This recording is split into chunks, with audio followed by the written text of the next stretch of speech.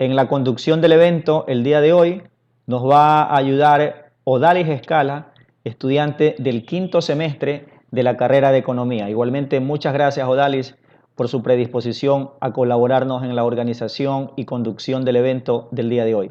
Bienvenida, Odalis, y adelante. Muy buenas tardes con todos. Bienvenidos a una sesión más de estos eventos realizados por tal Círculo de Economía. Les saluda Odalis Escala, estudiante del quinto semestre de la carrera de Economía. A nombre del Club de Economía de la UNEMI quiero agradecer a todos los invitados por su interés a este webinar y de manera muy especial al doctor León Padilla Calderón, economista muy prestigioso, por la deferencia que ha tenido de aceptar la invitación a compartirnos el día de hoy titulada Can South America for an Optimal Monetary Area? A Structural Vector Autoregression Analysis. Bien, la modalidad del evento es la siguiente. Nuestro invitado hará la presentación de su investigación y tendrá un tiempo entre 40 a 45 minutos. Luego de 15 a 20 minutos estará disponible para contestar a todas las interrogantes planteadas por los asistentes.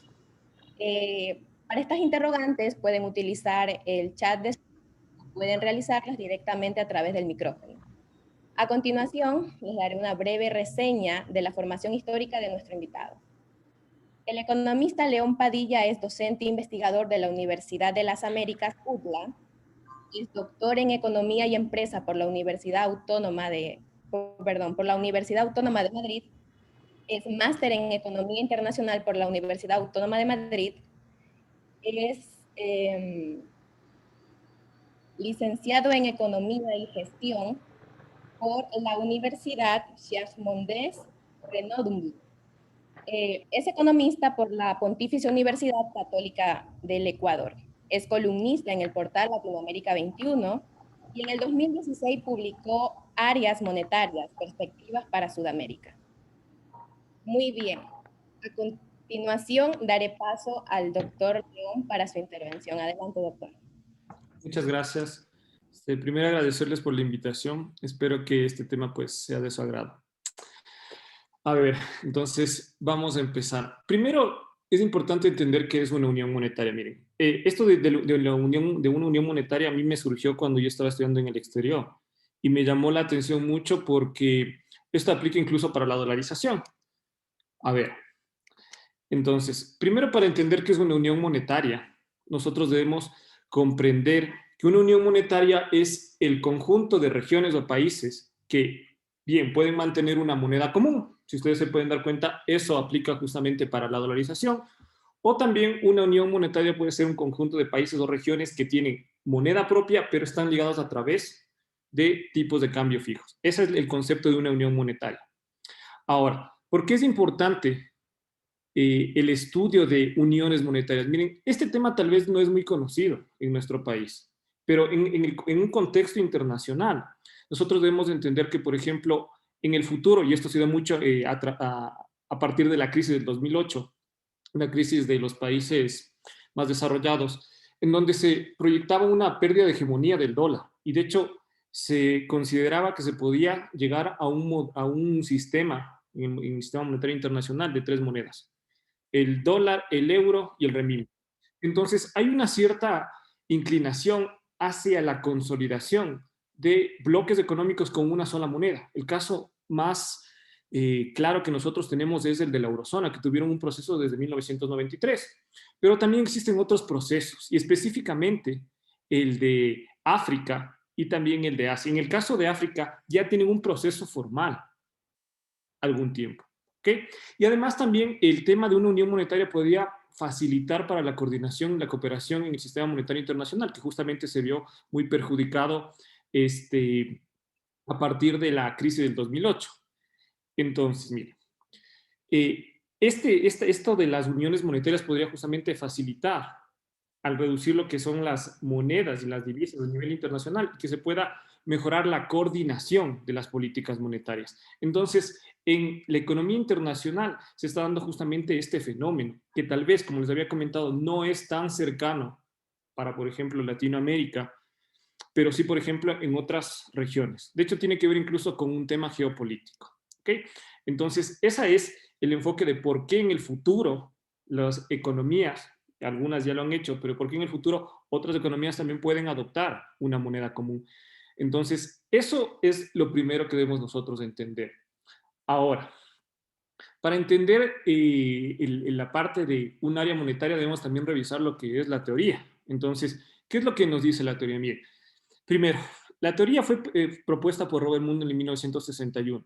Entonces, en su paper, de hecho que el paper le valió un premio Nobel, imagínense chicos la influencia que tuvo Mundell. Bueno, además también recuerden el modelo Mundell-Fleming, el modelo ISLM de economía abierta, también obviamente por ese aporte. Pero el tema de las áreas monetarias le valió justamente un Nobel. Entonces, ¿qué es lo que decía Mundell? Mire, Mundell analizaba el caso primero de, pongamos el país, por ejemplo, aquí Francia y Alemania. Entonces Mundell decía, ¿qué es lo que sucede si primero tenemos dos países con moneda propia? Y estos países sufren shocks asimétricos permanentes de demanda. ¿Qué quiere decir un shock asimétrico? Como podemos ver aquí, por ejemplo, Francia tiene una disminución de su demanda, Alemania tiene un aumento de su demanda. Entonces, ¿qué es lo que sucedería si estas economías tienen cada una moneda propia? Pues que Francia podría hacer una política monetaria expansiva, Alemania podría hacer una política monetaria contractiva para regresar al equilibrio. Fíjense que en el caso de Alemania, si es que no se regresarían al equilibrio a pesar de que tiene un incremento en el nivel de producción, tendría un aumento en lo que son los precios. Y Francia tendría una disminución en el nivel de producto. Entonces, Mundell propone este modelo y se pregunta qué es lo que sucedería si estas economías comparten una misma moneda. Ya no si es que tienen autonomía monetaria, sino si comparten una misma moneda. En ese caso, si ustedes se pueden dar cuenta, no es posible utilizar una política monetaria, porque la política monetaria va a funcionar de forma inversa para cada economía. Si hacemos, por ejemplo, en Francia una política monetaria expansiva, esto causará más inflación en Alemania. Y si haríamos una política monetaria contractiva, esto regresaría a Alemania al nivel inicial de producción y al nivel inicial de precios, pero en el caso de Francia, tendríamos una disminución mucho más grande de la demanda agregada. Por lo tanto, si es que dos países que mantienen una unión monetaria o poseen una moneda común sufren shocks asimétricos, no es posible el uso de la política monetaria. Entonces, ante esto, ¿qué es lo que dice Mundell? Mundell dice, se necesitan mecanismos que reemplacen a la política monetaria. ¿Y cuáles son estos dos mecanismos? Mundell nos habla de lo que es, primero, la movilidad de factores, ¿okay? Que hay que aumentar la movilidad de factores y específicamente se refiere a la movilidad del trabajo, es decir, a la movilidad laboral. ¿Por qué nos puede ayudar esto? Mire, porque si no se puede hacer una política monetaria en estos dos países que comparten una misma moneda, los trabajadores desempleados de Francia por la disminución de la demanda agregada podrían trasladarse justamente a Alemania, por una parte. Entonces, primer mecanismo que puede reemplazar la política monetaria, movilidad laboral. Segundo mecanismo que puede reemplazar la política monetaria es la flexibilidad en el mercado de trabajo. Si ustedes se fijan, este país que tiene un nivel más alto de desempleo podría reducir lo que son los precios y los salarios para retornar al equilibrio. Por lo tanto, la oferta en este caso se desplazaría hacia la derecha por la disminución de los salarios y de los precios. Y en el caso de Alemania tendríamos un desplazamiento hacia la izquierda, porque en este caso aumentarían los precios y los salarios. Entonces, esos dos mecanismos establece Mundell. Y de acuerdo a Mundell, esto sería un área monetaria óptima. Debemos entender bien ese concepto porque un área monetaria óptima, desde la primera perspectiva de Mundell, quiere decir que cuando dos economías que comparten una misma moneda y sufren de shocks asimétricos, pueden o funcionan correctamente estos dos mecanismos que les acabo de mencionar, la movilidad de trabajo y la flexibilidad en el mercado laboral. Entonces, esos son los dos primeros mecanismos, ¿ok? La flexibilidad en el mercado de trabajo y la movilidad laboral. Ahora, también es importante entender que si es que las economías que comparten una misma moneda sufrirían shocks simétricos, en ese caso sí es posible realizar una política monetaria conjunta. Entonces, la sincronización de los ciclos económicos también va a ser este otro elemento muy importante para entender. Bueno, avanzando un poco, en lo que es la literatura inicial de las áreas monetarias. Por ejemplo, tenemos a McKinnon, que amplió un poco el tema de la movilidad de factores. McKinnon dice, a ver, para que exista una movilidad de trabajo, debe existir también una movilidad, puede ser regional o movilidad industrial. Pero para que se dé esta movilidad industrial, se debe dar, en este caso, que las economías tengan patrones industriales similares y que los trabajadores tengan cualificaciones igual similares. O si no, va a ser muy complicado que se dé esta movilidad laboral. Kinnon también, por ejemplo, establece que es importante el tema de la diversificación de producto. Mientras más diversificado tenga o esté una economía, puede adoptar un régimen tipo de cambio fijo, porque las variaciones en el tipo de cambio no causarían tanto efecto negativo a un solo sector. Entonces es mucho mejor tener una diversificación de producto. A ver, hasta aquí quiero hacer un inciso, porque este tema a mí también me atrajo por la cercanía con la dolarización. Si ustedes se dan cuenta, bien, nosotros somos un área monetaria también con Estados Unidos, ¿okay? Porque compartimos una misma moneda.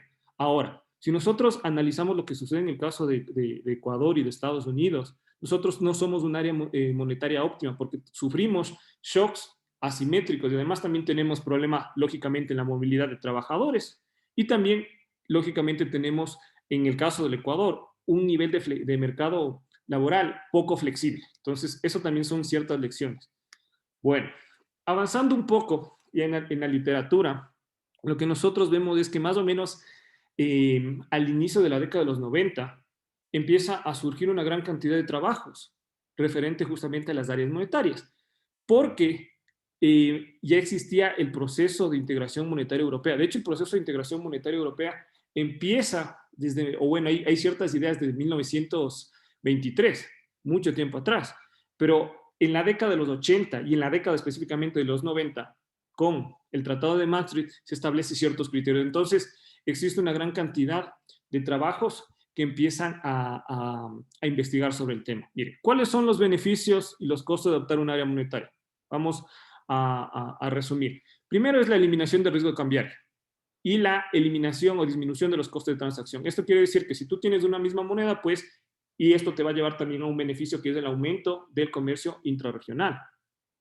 También la convergencia de precios, porque tienes una estabilidad macroeconómica mucho más fuerte, una mejora en la credibilidad de la moneda a nivel internacional, porque si existen países que se integran monetariamente, esa moneda va a tener mucho más peso a nivel internacional. También, bueno, el incremento de estabilidad y la credibilidad económica. Ahora, ¿cuáles son los costos? Bien, los costos es perder la autonomía de la política monetaria y perder la política cambiaria. Ese es el principal coste. Sin embargo, aquí algunos autores consideran que ese coste depende del grado de eficiencia de la política monetaria. Si la política monetaria es una herramienta que te permite disminuir los desequilibrios a nivel macroeconómico, entonces el costo es alto. Pero si en lugar de eso, la política monetaria más bien genera una gran cantidad de distorsiones en la economía, el costo será menor.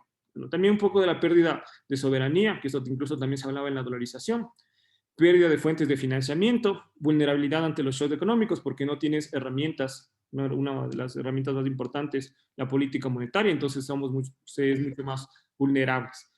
También posibles asimetrías en las tasas de crecimiento e inflación y el nivel de desempleo. ¿Okay? Eso también depende mucho del modelo. Ya habíamos hablado un poco de la efectividad de la política monetaria, un poco también de, bueno, de la discrecionalidad de la política monetaria. Si tú te integras monetariamente, pierdes esa discrecionalidad, que quiere decir que tu política monetaria no está en base a ciertas reglas. También es un tema bien importante el tema de la correlación y la variación de los shocks. Miren, si nosotros recordamos el gráfico inicial que habíamos visto, habíamos partido de un modelo en donde existen shocks asimétricos. Entonces, la literatura justamente avanzó por ese lado, es decir, a mirar si es que las economías sufrían shocks simétricos o asimétricos de demanda. Si sufre shocks simétricos de demanda, entonces ahí tú sí podrías adoptar una moneda común y no tendrías demasiados costos. Lo mismo con la sincronización de los ciclos económicos, que este tema de la sincronización de los ciclos económicos es muy importante porque justamente es lo que yo analizo en mi paper. ¿Ok? A ver, vamos a avanzar un poquito. Mire, en el tema de la experiencia europea hay que tener claro que a pesar de los aportes teóricos que acabamos de ver, el modelo europeo no siguió el modelo, por ejemplo, de Mundell, es decir, que exista una movilidad en el mercado laboral, tienen un nivel bajo de movilidad, y tampoco en el tema de la flexibilidad. Lo que ellos decidieron es una convergencia nominal, en donde, por ejemplo, debían tener niveles de inflación similares, tasas de interés similares, déficit presupuestarios con una tendencia decreciente o no mayores al 3% del PIB, y una deuda del gobierno menor al 60%. Y además adherirse a un sistema de mecanismos de tipo de cambio para controlar la volatilidad, justamente el tipo de cambio nominal. Entonces, a este tipo de modelo se conoce como una convergencia nominal, porque simplemente tiene que ver en términos nominales de las principales variables. Dicho sea de paso, miren, el modelo de Europa, todo esto se estableció en el Tratado de Maastricht, no está alejado del tema de una convergencia real, ¿ok? Y no necesariamente, por ejemplo, busca una convergencia en términos del ciclo económico, que vamos a ver que eso a la final pudo un poco perjudicar a lo que es la eurozona. Bueno, entonces vamos a empezar un poco con el análisis de la región sudamericana. Miren, primero, el 70% de los países de la región mantienen regímenes de tipo de cambio flexibles, ¿ok? Hay ciertas características en el caso de las economías de Sudamérica, como por ejemplo instituciones fiscales, monetarias, financieras muy débiles, una baja credibilidad hacia los hacedores de política económica y también una alta sustitución de moneda extranjera, es decir, de lo que se conoce como la dolarización de pasivos internos. Y además también, por ejemplo, tenemos una característica, ¿no? Que se ha tenido experiencias de caja de conversión, que es una forma de unión monetaria, y también el tema de la dolarización. Bien, la dolarización es muy similar a lo que sucede en Europa, pero la diferencia más importante es que la dolarización no fue producto de un proceso de integración económica. Acordémonos que Europa tuvo que tener un proceso, por ejemplo, de integración comercial, una disminución, por ejemplo, de aranceles, una convergencia de lo que habíamos visto de una gran cantidad, por ejemplo, de indicadores y además la creación de instituciones. Y eso, por ejemplo, en el caso de Ecuador no sucedió. Por lo tanto, nosotros en Latinoamérica sí tenemos experiencias de uniones monetarias, pero uniones monetarias incompletas se conoce. ¿Okay? Entonces, sí hemos tenido esto. A ver, las investigaciones relacionadas, por ejemplo, a las uniones monetarias en Latinoamérica, en general, lo que coinciden es, bueno, estas investigaciones se hicieron desde 1993 hasta más o menos el 2006. Hay un par de investigaciones más recientes, justo con la mía, en donde tal vez el contraste con la literatura anterior es que estos autores pues encontraban que en el caso de Latinoamérica no sería lo mejor optar por una unión monetaria. ¿Por qué? Porque la correlación de los shocks de oferta y de demanda eran relativamente bajos. Entonces, acordémonos que el tema de la correlación de los shocks de demanda era el tema importante. Estos autores, utilizando igual modelos de vector autorregresivos, encontraron que tenía ese nivel de correlación, eran relativamente bajos. Ahora, en los últimos años se ha trabajado con un nuevo modelo y es justamente el que les voy a presentar. Miren, este modelo es un modelo SBA. No sé si tal vez ustedes han podido revisar este tipo de modelos econométricos. Este modelo econométrico es muy similar a lo que se plantea en un VAR normal, que es un modelo de autorregresivo de vectores. Ahora, la diferencia es que en un VAR estructural te permite hacer ciertos supuestos, ciertas restricciones te permite poner. Entonces, les voy a explicar más o menos un poco el modelo. Miren, lo que yo realicé fue explicar esta variable que es el PIB local de una economía en relación a tres variables proxies, ¿sí? La primera variable es el PIB global. Entonces, lo que yo estoy diciendo es que la trayectoria del PIB local depende mucho de lo que sucede con los rezagos del PIB global. También del PIB regional y por último del PIB doméstico. Entonces, ese proceso, mediante estas restricciones, me permiten a mí obtener lo que se conoce como la descomposición de la varianza, que ya vamos a ver que ese es el tema importante en lo que se tiene que analizar para ver si es que el ciclo, por ejemplo, mundial, regional o doméstico son los que prevalecen. Porque si nosotros podemos separar estos shocks, esta prevalencia de los shocks, podemos determinar cuál es el régimen más adecuado. Entonces, el modelo lo que está suponiendo es lo siguiente. Bien. En el caso, aquí ponemos unas restricciones, ¿no? Tendríamos que A1,2, A1,13 son iguales a 0. ¿Eso qué implica, chicos? Para hacerlos tal vez un poco más fácil. Eso implicaría que, por ejemplo, la determinación del PIB global se determina únicamente por el rezago o por el pasado del PIB global. Eso implicaría esta restricción. Ahora, el PIB regional está determinado por el pasado del PIB global y del PIB regional, pero no del PIB, en este caso, doméstico. Es un poco lógico esto. Y por último, por ejemplo, tenemos el PIB doméstico, en donde el PIB doméstico está representado o está explicado por el rezago del PIB global, del PIB regional y del PIB doméstico. Entonces, este es el proceso que yo utilizo para obtener lo que vamos a ver más a continuación, que es la descomposición de la varianza, que nos va a determinar justamente cuál es la mejor alternativa para una economía. Entonces, ¿qué es lo que suponen estos autores? John y King, miren.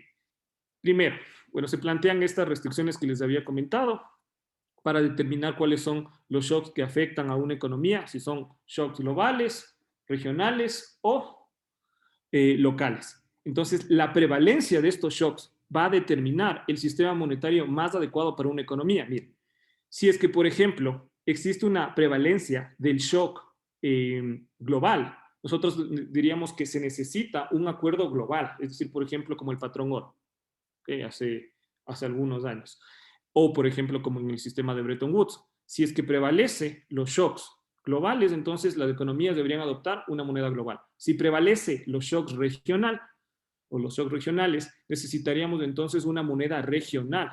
Esa sería la mejor alternativa. Y por último, si prevalecen los shocks locales o nacionales, deberían las economías adoptar una moneda propia. ¿Okay? Entonces, una política monetaria autónoma. Esa más o menos sería la lógica de este modelo que se tiene. A ver, entonces los datos, en este caso yo construí dos paneles de datos, porque mi idea era comparar, ¿okay? Comparar lo que pasó desde 1970 al 2001 y comparar desde el 2001 al 2015. Obviamente la frecuencia, si tuve que cambiarla, en este caso es anual, en este caso es trimestral, porque aquí perdí un poco de observaciones. Entonces, estos son los dos periodos temporales. Como les había dicho, el PIB local es el PIB de cada economía, pero aquí nosotros necesitamos para el PIB regional y el PIB mundial variables proxy. ¿Cuáles de esas variables proxy? Aquí se tiene una gran cantidad de alternativas. Primera alternativa, poner como variable proxy a una economía con una hegemonía regional alta. Entonces, se puede, yo en mi caso hice, por ejemplo, con Brasil y también probé con Chile y además con una combinación, por ejemplo, de la sumatoria de todos los países. Pero principalmente lo utilicé a Chile. Esto sí es un poco, tal vez, controversial porque Chile no es una economía fuerte dentro de la región. Pero vamos a ver que los resultados no cambian mucho, entonces, porque siempre hay que hacer un tema de robustez. Y por último tenemos el PIB mundial. Mire, y en el caso del PIB mundial yo utilicé como variable proxy el PIB mundial a Estados Unidos, que esto es lo que hacen también otros papers que han utilizado la misma metodología para otras economías. ¿Ok? Ya, entonces aquí, por ejemplo, tenemos lo que es la descomposición de los shocks. ¿Sí? De los shocks. Fíjense, aquí nosotros tenemos los shocks regionales. Yo hice para dos grupos de países. Hice para Europa y para Sudamérica. ¿Por qué utilicé esta estrategia? Mire, porque la idea central era comparar una unión monetaria que no existe en Sudamérica con una unión monetaria que sí está establecida en Europa, que son, no sé si ustedes conocían, pero de los 27 países que conforman la Unión Europea, 19 mantienen el euro. Aquí utilicé los 12 países más importantes. Entonces, esta es una medida de referencia. ¿Qué es lo que podemos ver? Que, por ejemplo, los shocks regionales son mucho más parecidos, por ejemplo, en los países europeos, en el primer bloque de 1970 al 2000. Podemos ver, por ejemplo, que a partir de los shocks globales también se tienen un nivel tal vez un poco más sincronizado, si ustedes se pueden dar cuenta aquí en el caso de Europa. Entonces, primera cuestión, los shocks globales son mucho mayores en el caso de Latinoamérica. O sea, nosotros somos mucho más susceptibles ante los shocks globales. En los shocks regionales, si ustedes se fijan, los shocks regionales son mucho más parecidos para los países europeos. Esa es la primera cuestión. Ahora, el tema que les había dicho, mediante el proceso econométrico de este modelo de VAR estructural, lo que a mí me interesaba obtener es el tema de la descomposición de la varianza. Porque esta descomposición de la varianza lo que me está diciendo es cuál de los shocks son los que prevalecen. Entonces, este número de aquí, por ejemplo, digamos para España, ya, tiene que sumar 100. Entonces, aquí, por ejemplo, podemos ver que el shock que más le afecta en este caso a España es casi un 58% los shocks locales, un 30% los shocks regionales. Ahora, esta sería entonces una medida, porque aquí estoy sacando lo que es el promedio de un área monetaria que ya está constituida a partir del 2002, a pesar de que estoy sacando de 1970 al 2001, porque mi interés también era mirar cuáles han sido los cambios de los patrones. Entonces, primer resultado es que en promedio, y aquí fíjense, podemos ver cuál es el promedio en cambio para Latinoamérica, es que el shock regional es mucho más alto en los países europeos. Al menos podríamos decir que están mucho más cerca de ser un área monetaria óptima. Y en el caso de Latinoamérica es relativamente bajo, apenas el 8%. Y fíjense que el 81% se explica por lo que son los shocks domésticos. ¿Esto qué quiere decir? Miren, que la trayectoria de, por ejemplo, digamos, de Perú, la trayectoria, mejor dicho, una salida de la trayectoria del PIB de Perú está explicado por un 87% por shocks que suceden dentro de Perú, como por ejemplo, un shock que podría suceder dentro de Perú es un terremoto. Ese sería un shock dentro de Perú. Un 0.5% está explicado por shocks regionales. ¿Cuál sería un ejemplo de un shock regional? Un shock regional podría ser, no sé, tal vez una disminución de los commodities, o una disminución de los precios de los commodities, o un aumento del precio de los commodities. Apenas en el caso de Perú, un 0.5%. Y un 0.07% explicado por los eventos mundiales, como por ejemplo la crisis del COVID, podríamos decir. Ese sería un shock internacional. Entonces, hasta aquí podríamos ver que desde 1970 al 2001, en general las economías de Latinoamérica, el cambio en su trayectoria de los PIB se explica mucho más por los shocks domésticos. ¿Esto qué quiere decir? Que estas economías deberían mantener una moneda propia. Aquí está también Ecuador. Fíjense en este dato, que es bien interesante. En el caso de Ecuador, tenía uno de los niveles de explicación de los shocks globales más altos de la región. Es decir, que la trayectoria del PIB de Ecuador se explica mucho por los shocks de Estados Unidos. Es decir, ese sería un punto a favor si se pueden dar cuenta también a la dolarización. Bueno, voy a pasar al siguiente gráfico. Miren, en esta tabla, nosotros aquí tenemos para el periodo 2001 al 2015. Y hago exactamente el mismo procedimiento. Es decir, descompongo y obtengo lo que es el tema de la explicación de los shocks. Si ustedes se pueden dar cuenta, en el caso de los países europeos, se mantienen relativamente estables. Fíjense, antes teníamos de un 0.25% y en este último periodo tenemos de 0.24%, es decir, se han mantenido. Ahora, sí hay ciertos factores importantes, miren, porque por ejemplo podríamos ver qué es lo que ha pasado con Grecia. Y en el caso de Grecia, si ustedes se fijan, la explicación de los shocks regionales ha disminuido y es relativamente baja. Es decir, que Grecia, de una forma, digamos, muy general, podríamos decir que no le conviene mantener, en este caso, el euro. Al menos solo utilizando este criterio, ojo, ¿no? ¿Por qué? Porque mientras más baja sea esta explicación, los costos va a ser mucho más alto. Porque aquí implícitamente lo que estamos viendo es la simetría de los shocks. ¿Okay? La simetría de los shocks. Mientras más alto es este valor, será más óptimo adoptar una moneda común. Entonces, a pesar de que se mantiene en el caso de todo lo que es la Unión Europea, sí tenemos unos niveles más bajos, por ejemplo, para algunos países. Fíjense, Irlanda, Grecia. Y en cambio, otros países tenemos un nivel relativamente alto. Por ejemplo, fíjense, Italia, fíjense también, por ejemplo, Austria, Bélgica.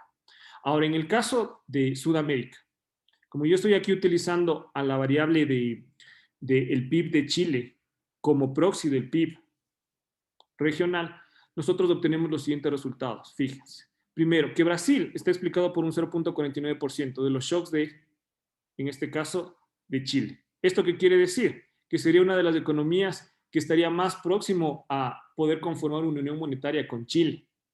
También aquí tenemos el caso de Ecuador, que fíjense que es más alto el promedio, aunque es relativamente bajo, pero es más alto el promedio. Y por último tenemos a Perú. Pero algo tal vez negativo es que de una forma conjunta los países están todavía por debajo, muy por debajo, si ustedes se pueden dar cuenta, de el caso de la Unión Europea, ¿sí? De la Unión Monetaria Europea. Pero tenemos estas economías que tal vez se acercan mucho más a esa optimidad. Entonces, luego de este proceso econométrico, lo que construí fue unos gráficos, mire, y en estos gráficos son muy ilustrativos porque, a ver, esta línea que dice de la línea OCA, que querría decir como la línea de conformar un área monetaria óptima, lo que establece es que los costos son mayores a los beneficios. Miren, aquí qué es lo que yo estoy integrando. El principal beneficio de adoptar una moneda común, acordémonos que era el tema del comercio interregional. Mientras más alto sea el comercio interregional, vas a tener más beneficios. Y por otro lado, mientras más alto sea el tema de la explicación de la varianza por los shocks regionales, igual vas a tener un costo mucho menor. Por lo tanto, los países que se acerquen a este punto tendrán un nivel mucho más cercano de conformar un área monetaria óptima. Entonces, ¿qué es lo que podemos ver aquí? Fíjense, este grupo de países están mucho más cerca de conformar un área monetaria, porque tienen sincronización en los ciclos económicos y además tienen un nivel de comercio interregional alto. Esto para los países europeos. Aquí está, por ejemplo, el promedio. Ahora, para el caso de los países de Sudamérica, fíjense, cambia mucho, ¿no?, el panorama. Fíjense cómo estos países tienen un alto grado de comercio interregional, los países europeos. Pero en el caso de los países latinoamericanos no tenemos un nivel alto de comercio intrarregional. Tal vez por ahí un poco Bolivia, Paraguay, Argentina, sí, porque tienen con el tema del Mercosur sí les acerca mucho más. Ahora, ¿qué es lo que podemos ver con este gráfico? Miren, que este grupo de países, nuevamente, Brasil, Perú y Ecuador están mucho más cerca de pasar esta línea. Pero ojo con una cosa, no podemos nosotros hablar que bajo ningún concepto, desde un punto de vista de todo el bloque de Sudamérica, se estaría en un área monetaria óptima, porque nosotros deberíamos estar a este lado de esta línea OK. ¿Ok? Entonces, ¿qué es lo que sí podemos afirmar? Miren, que al menos Brasil, Ecuador y Perú tendrían un nivel de costos más bajo. ¿Por qué un costo más bajo? Porque tienen un nivel de explicación de los shocks regionales mayor que las otras economías. Fíjense, por ejemplo, en el caso de Venezuela, en el caso de Uruguay, es relativamente baja esta explicación de la varianza. Entonces, esto nos da una medida técnica para establecer si es que es posible en Latinoamérica conformar o no una unión monetaria, dada, como les había dicho, el tema de las perspectivas del comercio internacional. Miren, otro de los aspectos negativos es que estos países, Chile, Ecuador, Perú, Colombia, Brasil, que son las economías que más se acercan, que menos costos tienen, lamentablemente son las economías que tienen un nivel más bajo de comercio intrarregional. Es decir, ese es un aspecto negativo. Tenemos más influencia regional en la trayectoria de los PIB de estas economías, pero tenemos un nivel más bajo de comercio intrarregional. Es decir, que los costos para estas economías son bajos, pero en cambio los beneficios para estas economías también son bajos. Y ese es un problema. ¿Okay? Ese es un problema. Entonces, las principales conclusiones del estudio es que estos países, Sud 4, que yo lo suelo llamar así, Chile, Brasil, Perú y Ecuador, están más cercanas de conformar un área monetaria óptima, que no quiere decir que son un área monetaria óptima, sino que están mucho más cercanas. ¿Por qué? Porque sus costos son mucho más bajos. Ahora, otra de las conclusiones también del paper es cuál podría ser el país ancla o el país centro. Miren, en la Unión Monetaria Europea, el país centro fue Alemania. Entonces, en el caso de Latinoamérica, yo justamente planteo la posibilidad de Chile y la posibilidad de Brasil. Pero uno de los problemas que se tiene con Brasil es que tiene una gran cantidad de desequilibrios macroeconómicos y una condición muy importante, una condición sine qua non, para conformar un área monetaria es que el país ancla tenga una estabilidad macroeconómica. Entonces ahí justamente está Chile, es el país más estable de la región, a pesar de que tiene una gran cantidad de problemas sociales, es el país más estable de la región. Y justamente aquí está un poco de discusión, ¿no? De qué país sería más conveniente. Al menos desde mi perspectiva, Chile sería la opción más importante. ¿Cuál es el pero de Chile? Que es una economía relativamente pequeña. Brasil, para que ustedes tengan una idea, aporta más o menos como un 50% del PIB de Sudamérica. Y Chile aporta más o menos con un 4 o 5%. Entonces, ese es un problema, se podría tener. Otro de las cuestiones también relevantes es que en el caso del Ecuador nosotros tendríamos un costo-beneficio relativamente alto. ¿Por qué? Mire, porque el costo de renunciar a la política monetaria es cero en el caso del Ecuador. ¿Por qué? Porque tenemos la dolarización.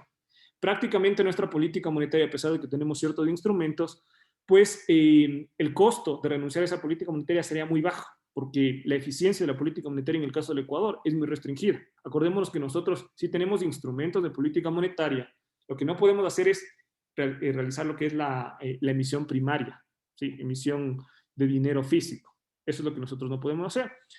Ahora, en el futuro, miren, ¿cuál es también uno de los problemas? Que existe al menos en el corto plazo, existe una bajísima probabilidad de establecer un área monetaria en Sudamérica. Primero, que esta área monetaria no sería una área monetaria óptima.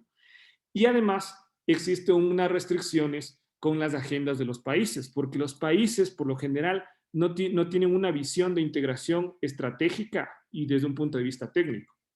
Nosotros tenemos una gran cantidad de proyectos que a la final no llegan a buen puerto. Entonces, en el corto plazo y mediano plazo es muy poco probable que se pueda llegar a un área monetaria. Ahora, de acuerdo a mi perspectiva, yo creo que esto se tiene que seguir estudiando justamente por la coyuntura del sistema monetario internacional que les había explicado, que tiene que ver con la orientación de las economías hacia la adopción de monedas regionales. Entonces, tiene que ver también con un tema geopolítico que tal vez Latinoamérica en un futuro esté obligado a acelerar ese proceso de integración monetaria. Una cosa más, y con esto termino la presentación.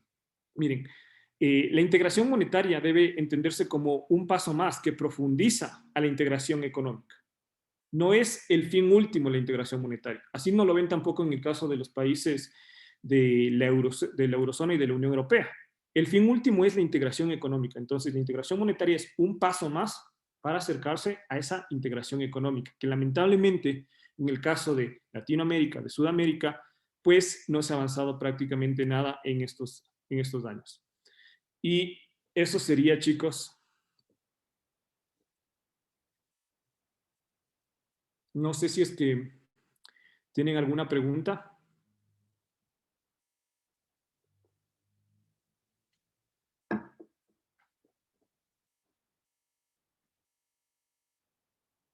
Chicos.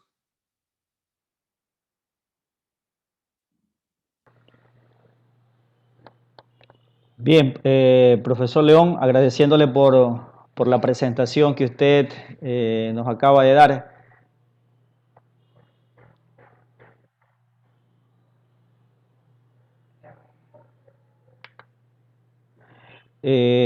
Damos paso a los estudiantes con sus inquietudes, ¿no? Vamos, chicos.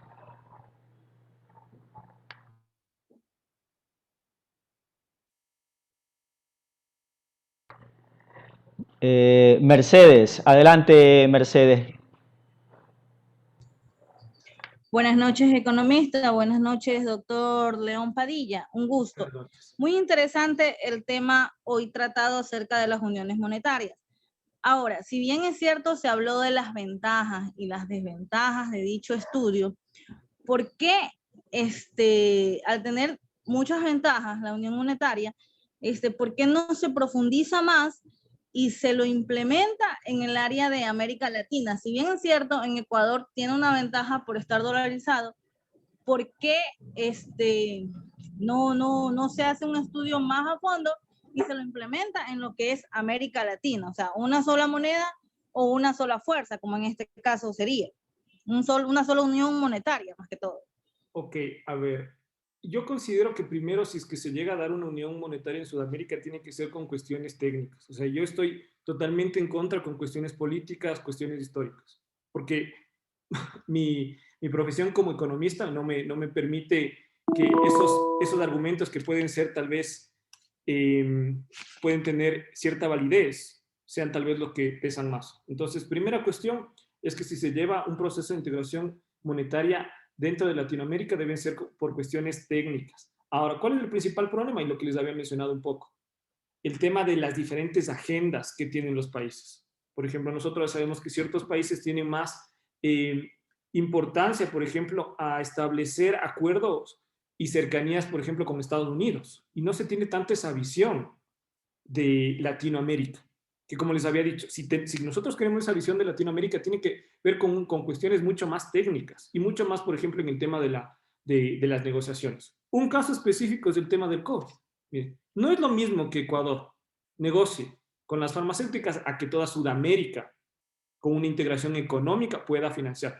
¿Qué es lo que hizo la Unión Europea? Justamente eso. Entonces, la importancia de la integración económica se tiene que ver por ahí. Es un tema también geopolítico.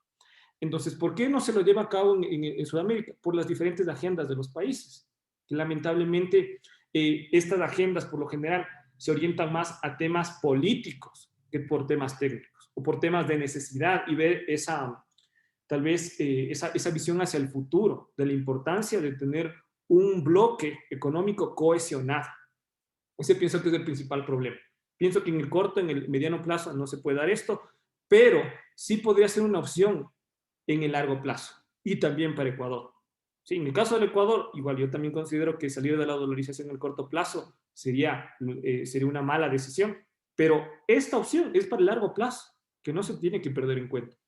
Porque acordémonos de lo siguiente, mire, todos los regímenes cambiarios fijos alguna vez han terminado. ¿Okay? Pueden durar 50 o un poco más de tiempo, pero todos han terminado. Entonces hay que también tener en cuenta eso. Y esta es una opción para un régimen monetario, una alternativa para nuestro país, que es muy complejo, obviamente, ¿no? Entonces eso.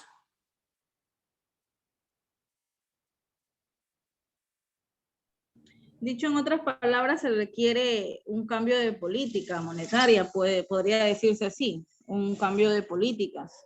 No tanto eso, se requiere una visión, o sea, una visión de integración económica que no necesariamente tenga que ver con coincidencias políticas, que eso es lo que ha pasado en los últimos años. O sea, por ejemplo, con ciertas coincidencias de líderes progresistas, que no necesariamente, por ejemplo, y de hecho se planteaba una posibilidad de tener una moneda común Ecuador, Bolivia, Venezuela, que desde un punto de vista técnico no tiene para nada de asidero. Entonces, ese es el problema real. Que no se entiende también otra cuestión, bien, que para la integración económica es importante perder soberanía. Y tal vez ese es igual una de las principales limitantes en el caso de Sudamérica, porque los países no quieren perder soberanía, porque perder soberanía quiere decir que pierdes autodeterminación. Pero los países europeos justamente se orientaron hacia eso, hacia perder autodeterminación en pos de tener un bloque mucho más cohesionado. Y eso no pasa en Sudamérica. No se entiende esa importancia. Estamos muy lejos de ese proceso. Perfecto, muchas gracias, doctor. Paso a Brian Onofre con su intervención. Hola, muy buenas noches a todos. Tengo una duda, doctor Padilla. La duda es, ¿qué tan dinámica es esta unión económica monetaria para hacer frente a lo que son las variaciones o la volatilidad del tipo de cambio, para poder conseguir lo que es una estabilidad en el sistema cambiario? Ya, es muy buena tu pregunta. Mira, en los 2000, luego de que ciertos países se dolarizaron en la región, acordémonos que Ecuador se dolarizó en el 2000, en el 2001 habían ciertos economistas que justamente querían testear esto, es decir, ¿qué es lo que te sirve más? ¿Una unión monetaria para disminuir la volatilidad de los tipos de cambios nominales o apegarse a la dolarización? Los resultados que te muestran es que como existen estas diferencias estructurales entre los países, no te va a disminuir la volatilidad, a menos que tengas unos ciclos económicos sincronizados, o sea, lo que habíamos visto con el tema de la descomposición de la varianza. ¿Esto qué quiere decir? que a las economías que tienen más influencia, por ejemplo, de lo que es el PIB regional, esas economías tendrían menos volatilidad. Es por eso que hablamos de los costos, ¿no? Si te alejas de esa influencia de los shocks regionales, tienes más volatilidad, tendrías más costos. Entonces, estas economías no sería para nada conveniente que adopten este tipo de acuerdos. ¿Okay? Tiene que ver entonces con eso. Bien, sí, quedó todo claro. Gracias.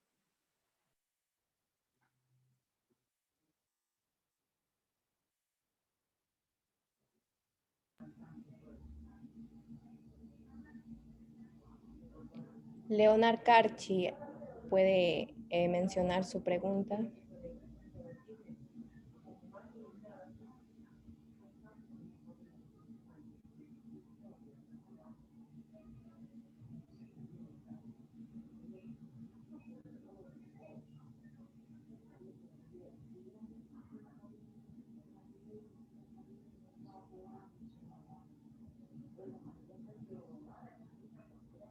Ok, hasta que parece que Leonor tenía allí alguna pregunta. Leonor, hasta que Leonor esté. Tengo una pregunta, doctor León. ¿Cuáles podrían ser las condiciones que de aquí a futuro deberían darse desde el punto de vista económico o desde el punto de vista geopolítico, aunque de pronto como economistas nos interesa más la parte técnica? ¿Cuáles deberían ser las condiciones macroeconómicas o de política económica que deberían de darse en el conjunto de los países de América Latina para que podamos aspirar a realizar una unión monetaria y luego de pronto tener ya un bloque económico como el que tiene constituida la Unión Europea, especialmente de cara a los desafíos que tenemos que superar por el tema de la pandemia, por el tema del desempleo, el alto endeudamiento externo que tenemos ahorita, los déficits presupuestarios, cómo ir un poco aplanando el camino para que se den situaciones técnicas que permitan de que nuestros países cuenten a futuro con esa unión monetaria. Muchas gracias por la pregunta, igual muy interesante. Primero hay que tener en cuenta el tema, por ejemplo, de África, como les había comentado. Bien, África, si nosotros vemos desde un punto de vista de integración monetaria, estaría mucho más lejos incluso que Sudamérica.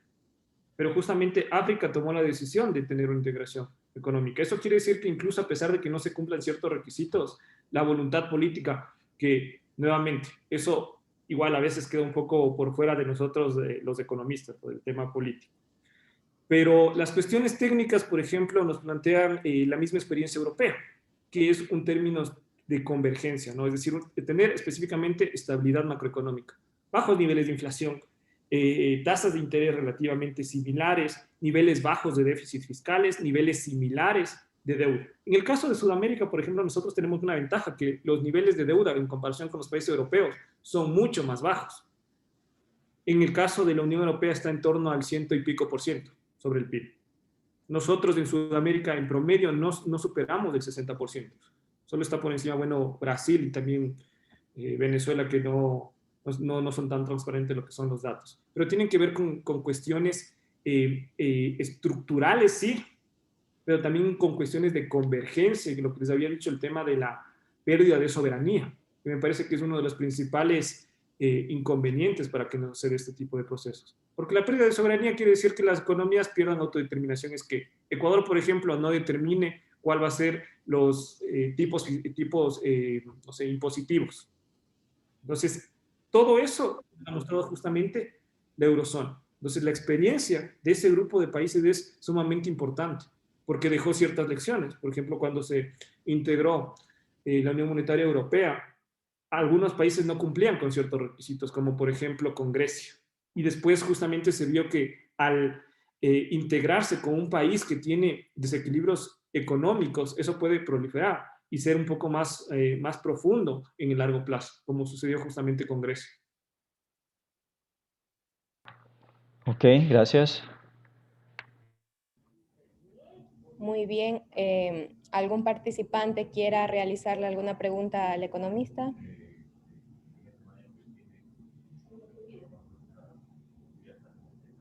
No. Bueno, entonces damos por finalizado el webinar del día de hoy, no sin antes agradecer al doctor por su intervención, por su colaboración en este webinar y a todos los participantes de igual manera, gracias por su por su asistencia y por su interés el día de hoy. Muchas gracias. Bueno, chicos, muchas gracias con todos. Mucha suerte. Gracias, doctor León, por su participación. Esperamos volvernos a encontrarnos en una próxima oportunidad. Muy amable. Con mucho gusto. Hasta luego. Que pasen muy bien, chicos. Hasta luego. Hasta luego, José. Hasta luego. Gracias, chicos, también por su participación. Nos volveremos a encontrar en un nuevo evento. Gracias, Odalis, también por su conducción. Buenas noches con todos. Muy amables. Una pregunta, doctor. Sí, Disculpe, ¿este tema lo va a volver a Cristian, exponer en adelante. alguna otra ocasión?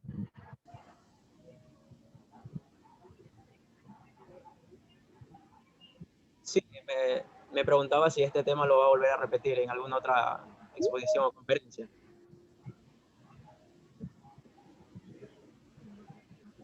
No sé si es para mí la pregunta, José.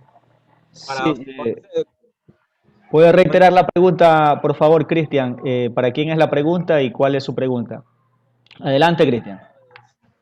bueno, para ambos o en este caso para usted, doctor, si este tema lo va a replicar en algún otro sitio o en alguna otra conferencia. Hay un libro que yo escribí que salió en el 2016. Ustedes si ponen en Google, ponen áreas monetarias, Sudamérica, perdón, áreas monetarias, perspectivas para Sudamérica, lo encuentran en el internet. Sí, un libro que lo escribí, que está en español. Entonces, ahí incluso estaba mucho más explicado, más a detalle. Entonces, pueden tal vez consultar eso, el mismo paper. ¿Okay? Y estoy próximo a sacar un libro de dolarización y cuando lo saque los invitaré con mucho gusto. Ok, muchas gracias nuevamente, doctor. Muchas gracias, chicos, y nos volveremos a encontrar en un próximo evento. Muy amables, muchas gracias.